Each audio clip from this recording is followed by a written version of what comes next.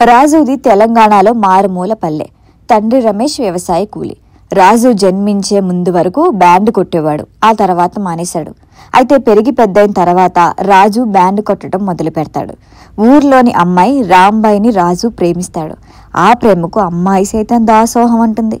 రాంబాయి తండ్రి వెంకన్న ఒక కాంపౌండర్. తన కుమార్తెను ప్రభుత్వ ఉద్యోగం ఉన్న కుర్రాడికిచ్చి పెళ్లి చేస్తా అని చెబుతాడు. అతన్ని ఒప్పించటం కష్టమని, పెళ్లికి ముందు గర్భవతి అయితే తప్పకుండా మరొక మార్గం లేక వివాహానికి అంగీకరిస్తారని రాజు రాంబాయి ఒక్కటవుతారు. రాంబాయి గర్భవతి అవుతుంది. ఆ తర్వాత ఏమైంది? అంతకు ముందు ఎటువంటి గొడవలు జరిగాయి? చివరికి పెళ్లి చేసుకున్నారా లేదా అనేది సినిమా. మనసుతో చూసే కథలు కొన్ని, మెదడును ఆలోచింపచేసే సినిమాలు మరికొన్ని ఉంటాయి. రాజు వెడ్స్ రాంబాయి చూశాక మెదడుతో పాటు మనసు సైతం ఆలోచనలో పడుతుంది. ఏ కన్న తండ్రైనా సరే అటువంటి ఘాతుకానికి ఎలా పాల్పడతాడని ఆ స్థాయిలో మనసును, మెదడును డిస్టర్బ్ చేస్తుంది సినిమా. వాస్తవంగా జరిగిన కథ ఆధారంగా రూపొందిన సినిమా రాజు వెడ్స్ రాంబాయి. ఓ విధంగా చెప్పాలంటే పరువు హత్య నేపథ్యంలో తీసిన సినిమా. ఒక్క బొట్టు రక్తం చిందించకుండా కూతుర్ని, అల్లుణ్ణి కాటికి పంపిన కసాయి తండ్రి కథ రాజు వెడ్స్ రాంబాయి. థియేటర్లకు వెళ్లిన ప్రేక్షకులకు షాక్ ఫ్యాక్టర్ అండ్ సినిమా బలం పతాక సన్నివేశాలు. తండ్రి చేసే ఘాతుకం.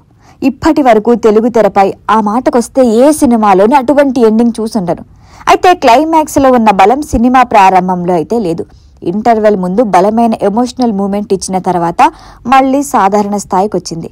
రాజు వెడ్స్ రాంబాయిలో ప్రేమ కథ గాని, ఆ మాటకొస్తే సన్నివేశాల్లో గాని కాస్త కూడా కొత్తదనం అయితే లేదు. ఇంతకు ముందు పలు సినిమాల్లో అటువంటి సన్నివేశాలు చూసాం.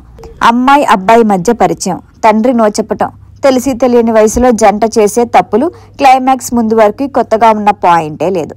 చిన్న పిల్లల వ్యవహారంలో ఉంది. అయితే పల్లె ప్రేమలోని స్వచ్ఛత కనిపిస్తుంది. ముఖ్యంగా సురేష్ బొబ్బిలి సంగీతం, మెట్టపల్లి సురేందర్ సాహిత్యం, దర్శక రచయిత సాయిలు కాంపాటి తెరకెక్కించిన తీరు నెమ్మదిగా కథలోకి తీసుకెళ్తాయి. పాటలతో పాటు నేపథ్య సంగీతం ఈ కథకు పల్లె సొగసు అద్దాయి. మధ్యలో హీరో చేసే మేనరిజం చికాకు పెడుతుంది. పెట్రోల్ బంక్ ఎపిసోడ్ సాగదీత వ్యవహారంలో ఉంటుంది. ఓ సాధారణ కథకు అసాధారణ క్లైమాక్స్, ఎమోషనల్ సన్నివేశాలను దర్శకుడు తీసిన తీరు మనసులో చోటు దక్కించుకుంటాయి. రాజు పాత్రలో అఖిల్ రాజు జీవించాడు. కొత్త కుర్రాడు కావటం, అతడికి ఎటువంటి ఇమేజ్ లేకపోవటం కలిసొచ్చింది. తెరపై కేవలం పాత్ర మాత్రమే గుర్తుండేలా ఉండేలా నటించాడు. రాజు పాత్రలో అఖిల్ రాజు జీవించాడు. కొత్త కుర్రాడు కావటం, అతడికి ఎటువంటి ఇమేజ్ లేకపోవటం కలిసొచ్చింది. తెరపై కేవలం పాత్ర మాత్రమే గుర్తుండి ఉండేలా నటించాడు. ఎమోషనల్ సీన్స్ బాగా చేశాడు. తేజస్వినిరావు ముఖంలో, నటనలో అమాయకత్వం పాత్రకు ప్లస్ అయింది. ఆమె చక్కగా చేసింది. హీరో తండ్రిగా శివాజీరావు కనిపించారు. నటనలో ఆయనకున్న అనుభవం ఇంటర్వెల్ ముందు సన్నివేశంలో కనిపిస్తుంది, కంటతడి పెట్టిస్తుంది. అనితా చౌదరి నటన బాగుంది, కానీ డబ్బింగ్ సెట్ కాలేదు. హీరోయిన్ తండ్రిగా చేతు జొన్నలగడ్డ మెమరబుల్ పెర్ఫార్మెన్స్ ఇచ్చారు.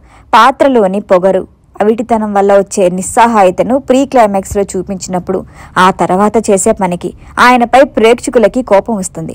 అంతలా ప్రేక్షకులను సైతం కథలోకి తీసుకువెళ్లారు. హీరో స్నేహితులుగా నటించిన బ్యాచ్ తమ తమ పాత్రలకు తగ్గట్టుగా నటించారు. సాయిలు కాంపాటి కథలో క్లైమాక్స్, కథానాయక తండ్రి క్యారెక్టర్ ఎప్పటికీ గుర్తుంటాయి. ప్రేమలోనూ అటువంటి వైవిధ్యం చూపిస్తుంటే Raju weds Rambai evergreen classic అయ్యేది. అందుకు కాస్త దూరంలో ఆగినా కూడా ఈ కథ ఎప్పటికీ గుర్తుంటుంది. దర్శకుడిగా పరిచయమైన సాయిలు కాంపాటి, నిర్మాత వేణు ఉడుగుల నిజాయితీగా వాస్తవాన్ని తెరపైకి తీసుకొచ్చినందుకు అభినందించాలి. సురేష్ బొబ్బిలి సంగీతం, అఖిల్ రాజు, చేతు జొన్నలగడ్డ నటన కోసమైనా ఒక్కసారైనా చూడొచ్చు.